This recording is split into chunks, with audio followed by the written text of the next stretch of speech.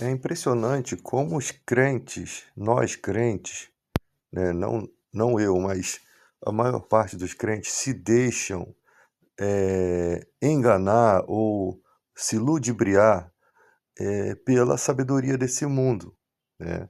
Os cristãos, eles começam a olhar para os caras muito sábios e os caras falando um monte de coisa e começam a se intimidar com essas informações.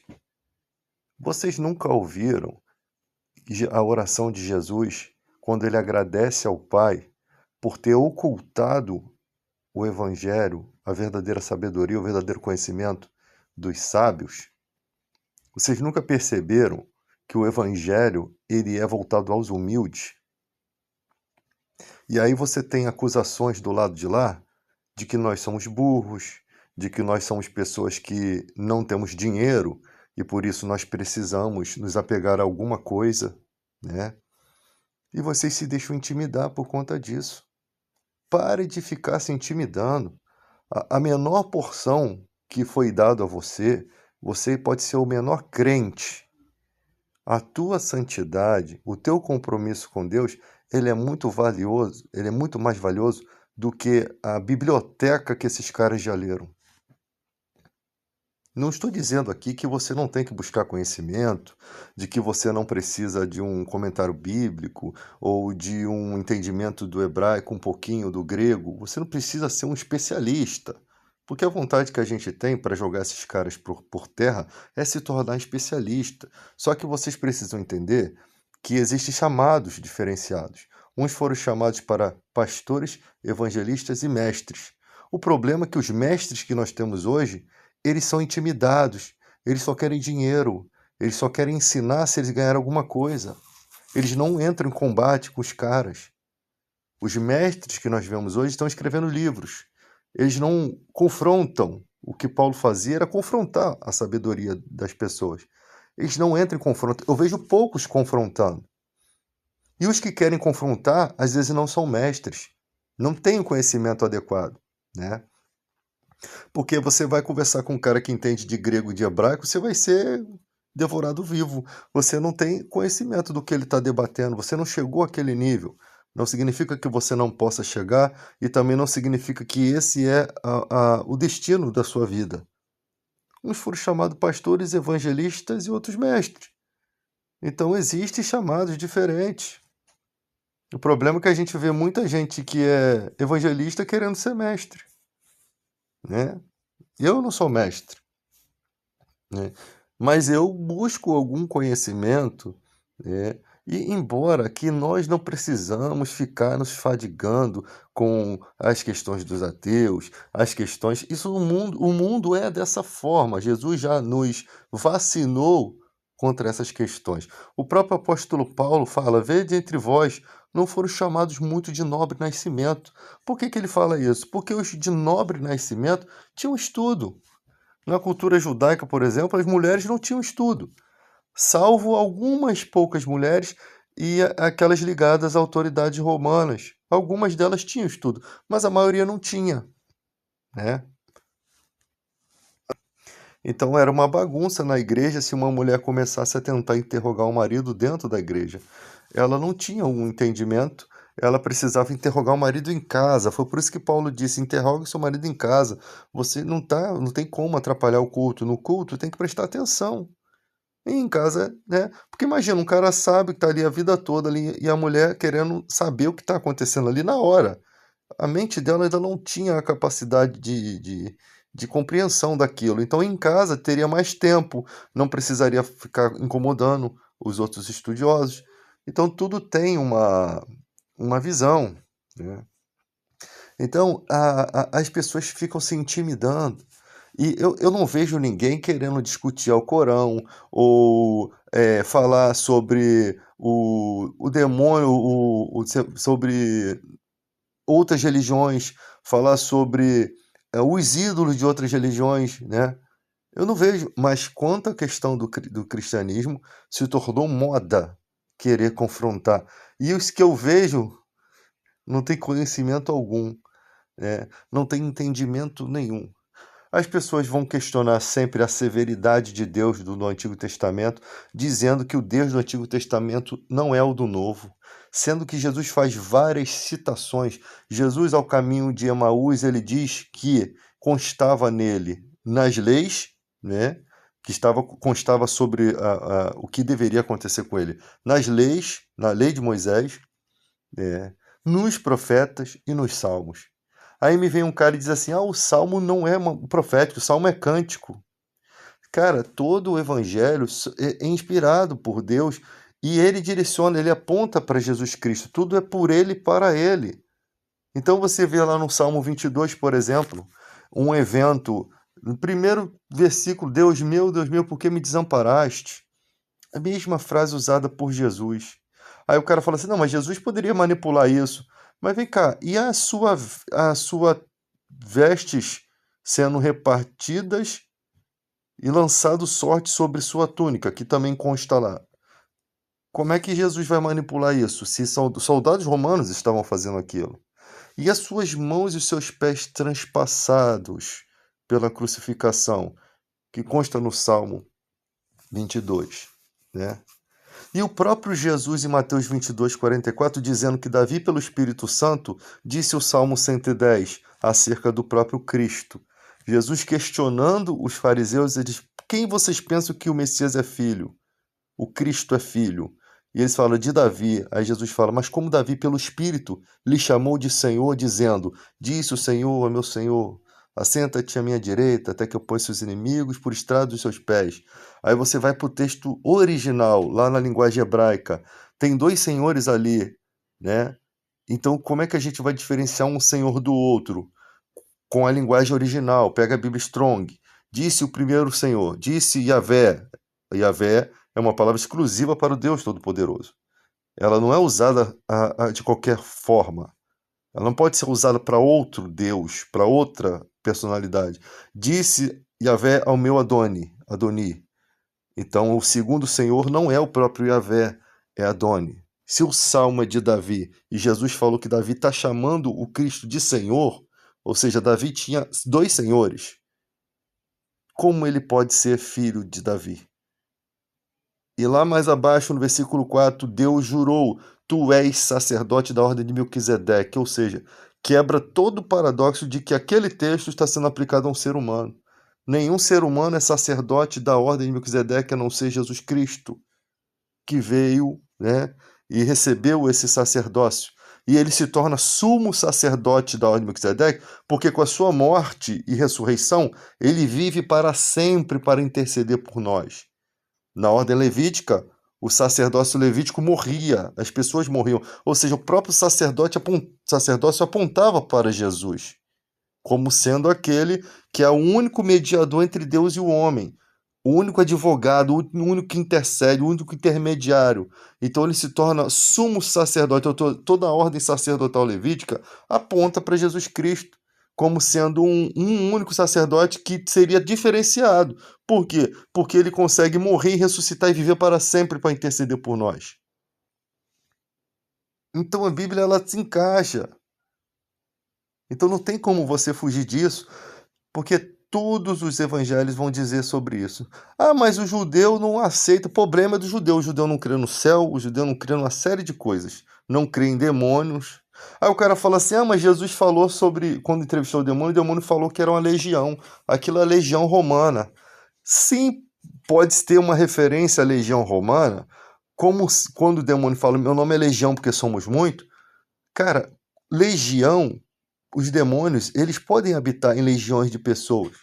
Você tem lugares, como alguns, por exemplo, o continente africano, que existem legiões. Ou seja, pessoas ali que são totalmente conduzidas por Satanás, totalmente e possuídas por N motivos, porque nasceram numa sociedade onde a maldade entrou no coração dela desde pequeno, onde ela só sabe fazer o mal, pessoas que nascem com psicopatia, né? São forçadas, são obrigadas pelas coisas que sofreram, acabam se tornando maus e acabam sendo possuídas por legiões. E ali elas começam a praticar as mesmas maldades, reproduzir a mesma maldade que aconteceu com elas. Então, são pessoas que os demônios desde pequenos já estão possuindo a mente, as ações, né? Porque os demônios já estão condenados e eles têm uma condenação. A Bíblia fala que eles andam por lugares áridos e não acham repouso. Significa que na queda deles, antes, eles tinham repouso. Eles eram anjos. Isso está lá na batalha lá do Apocalipse. Miguel e seus anjos, Satanás contra e seu exército, seus anjos, pelejando com Miguel, né? E esses anjos que caíram, o dragão com a sua cauda arrastou um terço das estrelas do céu, o dragão é Satanás, a antiga serpente. As estrelas possivelmente são os demônios, por quê? Porque lá no lago de fogo, que o pessoal fala que não tem inferno, lá no lago de fogo que arde em enxofre, que tem uma especificação, é a segunda morte, essa especificação não tem para as traduções de inferno, né, as primeiras que Jesus fala, mas lá no Apocalipse, o livro da Revelação, fala lago de fogo que arde em enxofre, né? Fala especificações de que ele é a segunda morte, ou seja, não tem como dizer que aquele texto está mal traduzido ou dizer que aquilo não é inferno, porque lá foi preparado para Satanás e seus anjos, os mesmos que estavam pelejando contra Miguel e seus anjos.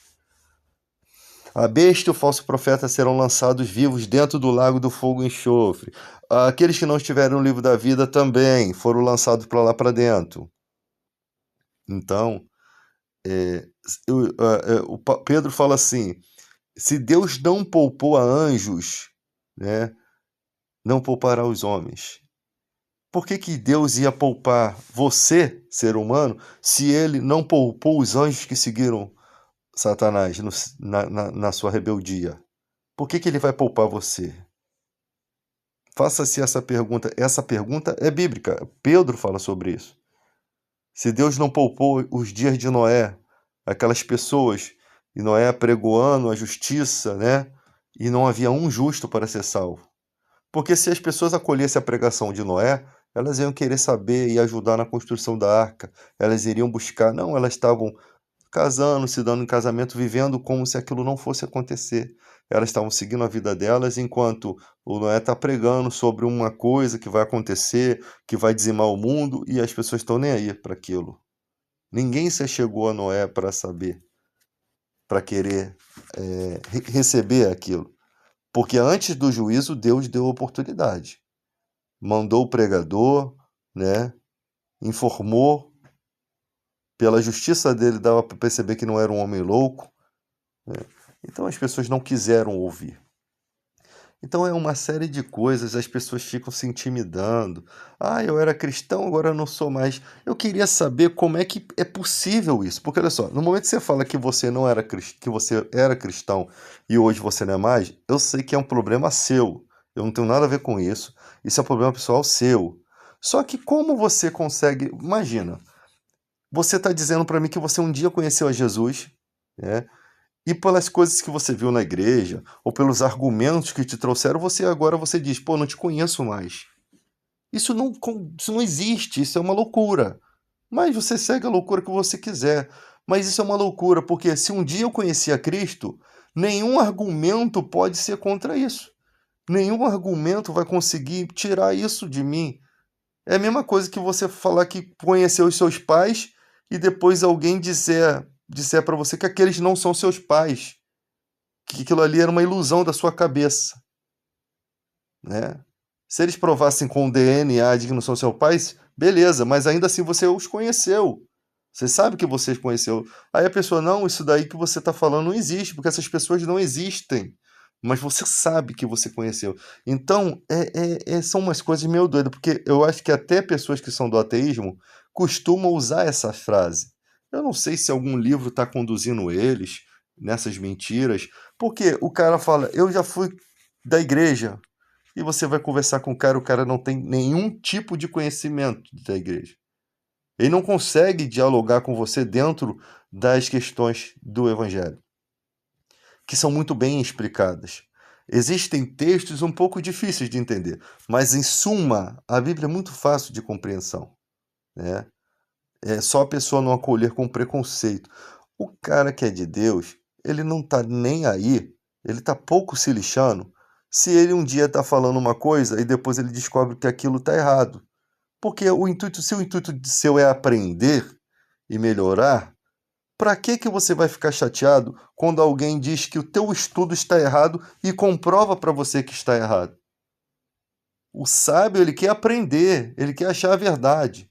Agora, o tolo, ele vendo a verdade, comendo ele vivo, né? Ele vendo a verdade, destruindo seus argumentos, ele vendo, não quer dizer que ele não entendeu, ele está entendendo que aquelas verdades são absolutas.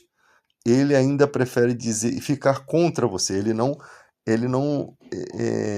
te agradece, ele não chega para dizer, cara, isso está certo. Isso se chama falta de personalidade.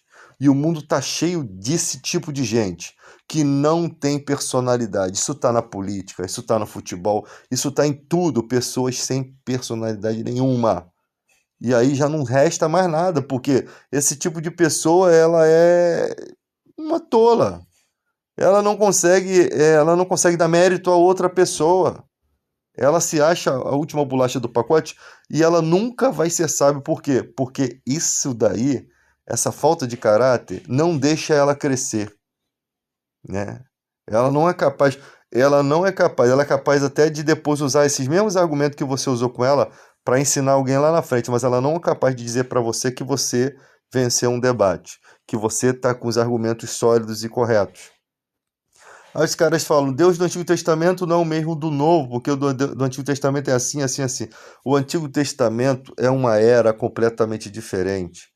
O povo hebreu era cercado por outros povos. Se com leis de Deus o povo fez um monte de besteira, você imagina como é que estavam vivendo o egípcio.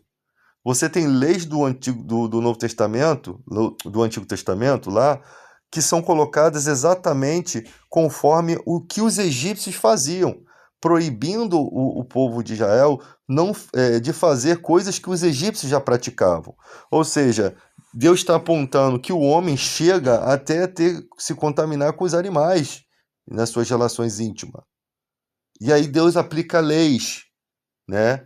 Porque sem lei, aquilo. Tipo assim, se não falasse algumas coisas na Bíblia, no Novo Testamento, muita gente estaria praticando erro. Se Jesus não falasse assim, olha, quem olhar para a mulher do próximo já está pecando, as pessoas iam olhar, pô, mas não tem isso na Bíblia, e ia ficar cobiçando. Então, exatamente por ser a era do Espírito Santo, o Novo Testamento, algumas aplicações bíblicas, elas já entendendo como que seria, como que é o homem, né, e como seria no futuro, a Bíblia já faz certas aplicações já para você já ficar cauteloso contra isso. Eu não posso adulterar, mas olhar eu posso. Se não tivesse isso na Bíblia, você seria levado a pensar nisso, né? Igual aquela passagem lá que Paulo enfrenta os romanos, fala de questões homossexuais, e se não tivesse aquilo, muitos cristãos, porque a Bíblia é um livro cristão, eu quero que vocês entendam isso. Os de dentro da fé nós temos direito de julgar segundo a palavra, os de fora Deus julgará. Jesus falou bem isso, os da carne, os nascidos da carne se inclinam para a carne, os do espírito para as coisas do espírito. Se não existissem textos no Novo Testamento para aplicação nossa de questões de homossexualidade, imagina, já tem aplicações. E dentro da igreja, muitos cantores americanos se tornaram homossexuais. Muitos. Eu não estou falando que é certo, que é errado, que isso daí é cada um que leia a Bíblia e receba do Espírito Santo a verdade, porque ele é o Espírito da verdade, quem tem que te convencer é ele, não sou eu. Mas se não tivesse isso na Bíblia, teria muitas argumentações piores para dizer que estava certo e a gente ia viver aqui um misto de bagunça. Então, é igual, por exemplo, Timóteo tinha frequentes enfermidades no estômago. Paulo tinha dom de cura. Certa vez, Paulo pregando, um cara caiu, pum. Quando levantaram, o cara estava morto. Paulo simplesmente encostou nele, o cara foi curado, tá? Então, foi ressuscitado. A sombra de Pedro curava, isso se chama dom de cura. Paulo diz assim, por acaso tem todos os dons de curar? Não tem. Aquele dom de cura é um dom do Espírito. Tu vê que o cara nem usou o nome de Jesus. Por exemplo, quando Paulo amaldiçoou um cara que era um mago, né? Acho que ele mais, que era um mago que era amigo do procônsul Sérgio Paulo. O Paulo, vendo que aquele cara estava atrapalhando a pregação, Paulo deixou ele, acho que foi mudo, né? Mudo, ou cego, acho que foi mudo, durante um tempo. Paulo teve que usar de poder, porque aquele cara praticava a arte do engano, então Paulo teve que usar o poder para poder convencer o Sérgio Paulo de que mais poderoso é o nosso Deus. E ele ficou ali por um tempo, eu acho que foi cego, acho que foi cego. Paulo o amaldiçoou temporariamente, ele não amaldiçoou ele para sempre. Foi só por um objetivo, para mostrar para ele que ele não pode fazer aquilo contra o Deus Todo-Poderoso. Então foi um exemplo tanto para aquele cara que usava de arte da feitiçaria, quanto para o Sérgio Paulo, né? E o cara ficou abismado com aquele poder. Pô, porque tu tá pregando aqui, tu tá só nas palavras, então não tô te convencendo só com as palavras, não, então vamos pro poder. E Paulo podia, por isso que não pode se amaldiçoar as pessoas, porque se você tiver um dom de profeta, né, se você tiver um dom, a coisa pode desandar. Você vê lá no Antigo Testamento, o profeta lá que estava calvo, as pessoas debochando dele. Falam que era criança, mas a tradução daquilo ali está mal traduzido. Não eram crianças, eram pessoas que estavam debochando do voto que aquele cara fez. Porque após a visão que ele teve da subida de Elias, o profeta Eliseu, ele raspou a cabeça, né? E ficou em estado de consagração. Estavam debochando dele como se ele fosse louco. E aquilo ali não eram crianças, a tradução está mal aplicada, né? E ali ele o amaldiçoou e veio lá umas ursas lá e devorou os caras lá, tá? Para você ver que não se pode debochar das coisas de Deus, o que eu vejo muita gente fazendo aí. Então, se um cara tem poder, ele tem o controle. Se ele falar, a coisa acontece, porque ele recebeu esse poder. Não é qualquer inútil que tem isso não, tá? Não é qualquer. Igual o outro pastor que falou pro cara: você nunca mais vai andar. O cara até cambalhota vira até hoje. O cara nunca aconteceu nada com ele. Porque praga de urubu não pega em gente. Gente que não tem nada de compromisso com Deus a não ser com dinheiro, não tem poder nenhum. Entende? Então pode amaldiçoar, pode fazer o que for, que se bobear a vida do cara até melhora. Se ao invés de piorar, só pro cara ficar denegrida a idiotice dele. Então, precisa-se ter essa ideia. Existem pessoas que a virtude do Espírito Santo está nele para curar. E por que Paulo não curou Timóteo? Para que você talvez. Por que Paulo não orou? Timóteo não podia orar por ele mesmo? Timóteo não tinha o poder do nome de Jesus como todo crente tem? Mas por que permitiu Timóteo, Epafrodito adoecer mortalmente? Para que a gente entendesse que cristão também fica doente. Que às vezes você ora e a coisa não funciona, né? E porque na vida deles foi um propósito para nós, para a gente entender. Porque imagina, se não os únicos caras que adoecem no Novo Testamento são esses dois caras, em questão de adoecimento. Ou seja, eles estavam mandando um recado para nós. Porque nos anos 90 2000 ali, as igrejas estavam pregando que você tinha que negar que estava doente. Você tinha que confessar que estava curado. Eles achavam que pode forçar a barra com Deus. Tipo, que se você dissesse que estava doente, você estaria se auto-amaldiçoando. E se você crê que você está curado, se você tem fé, joga o remédio fora. Era isso que estavam pregando na época. Você imagina essa loucura. As pessoas jogando remédios fora. E ali você tem argumentos no Novo Testamento que contestam isso de que o crente não fica doente. De que o crente não diz que o outro está doente. Paulo disse: não continue a tomar só água por conta das tuas frequentes enfermidades do estômago. Tome um pouquinho de vinho com água por conta das tuas frequentes enfermidades. Ou seja, Paulo está confessando uma derrota? Não. Paulo está confessando uma realidade. As pessoas ficam doentes. Os crentes podem morrer na cova dos leões. Os crentes sofrem, né? Muito na época dos judeus fugindo, as mulheres foram forçadas, né? Foram abusadas lá. Então, as coisas acontecem. Mas Deus não tinha que proteger, mas você está vendo que o mundo jaz do maligno. Por que quando o Tito Vespasiano invadiu, os cristãos tiveram que fugir, os crentes tiveram que fugir para a Judéia? Porque Jesus falou: os que estiverem na Judéia, para a Judéia não, para os montes. Os que estiverem na Judéia, fujam para os montes. Por que tem que fugir se Deus pode te proteger? Porque tem que fugir. Porque é assim que funciona. Paulo não teve que. Paulo queria enfrentar todo mundo. Os profetas falaram, não, você tem que fugir. Botaram ele na marra no cesto e desceram ele. Não é por... E olha que Paulo era um homem cheio do Espírito Santo, mas se ele ficasse ali, ele morreria. Mas ele tinha que ser obediente, ele tinha que ser controlado. Outros profetas estavam ali aconselhando ele, cara, não enfrenta que vai dar ruim para você, não enfrenta que você vai morrer. Aí você vai resistir ao Espírito, porque Deus agia também pela boca dos profetas. E os profetas estão ali com um propósito de neutralizar as ideias de Paulo. Paulo não pode, cara, até o Paulo compreender, né? Até o Paulo compreender que o Espírito Santo que guiava ele. Ele não podia estar em qualquer lugar. Ele tinha que ir para um lugar e não para o outro. O Espírito Santo deu uma visão para você ir para lá. Para que você vai fazer em outra direção se o Espírito Santo está mandando você ir para lá? É o Espírito Santo que está conduzindo a coisa. Então, nem o próprio Paulo podia estar onde queria. Muitas vezes Paulo queria estar ali recreando com os amigos que ele conheceu, com a igreja que ele fundou, mas ele não tinha um compromisso ali, ele tinha um compromisso com o Espírito Santo. Ele estava preso, por isso que ele era escravo do Senhor. Ele não tinha liberdade de fazer o que queria, né? Ele tinha que estar na missão, ele tinha que estar aonde o Senhor enviava ele. Agora não vai pegar essa pregação minha aqui e vai fazer igual os malucos que uma vez eu preguei na igreja, o cara pegou, largou a casa e foi embora, sumiu. Ele achou que aquilo que Deus estava falando com ele por meio da mensagem e não é assim que funciona a coisa. Você tem que consultar Deus, você tem que estar bem certo. Deus, ele mostra o caminho certinho, entendeu? Você não sai assim de uma hora para outra e toma uma atitude precipitada, depois tu vai ficar indignado com Deus, né? Então, Deus, ele sabe falar. Ele fala com você sem palavras e você entende. Ele fala dentro do seu ser, ele abre as coisas, as portas, ele mostra a direção.